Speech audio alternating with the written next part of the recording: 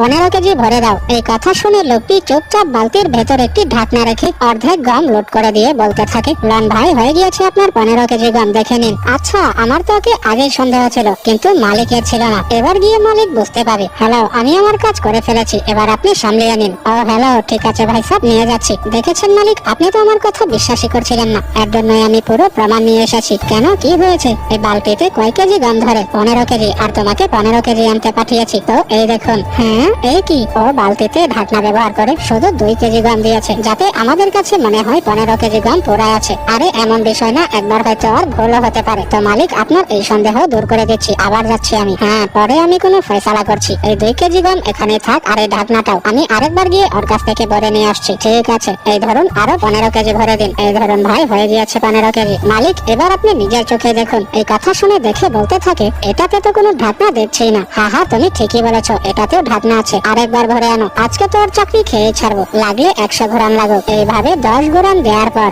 মালিক ওর কাছে গম শেষ হয়ে গিয়েছে। ব্যাস, হয়ে গিয়েছে আমার বিশ্বাস। সত্যি মালিক, তাহলে ওকে বের করে দিন। এইভাবেই আমাদের সব গম ওই গোদাম থেকে এই গোদামে শিফট করার দরকার ছিল। তাই আমরা ভাবলাম যে আমার চাকরি খাওয়ার জন্যই তো তুমি এখানে কাজ দেখাতে এসেছো, এই সুযোগে তোমাকে দিয়ে মাংনা করিয়ে নেই।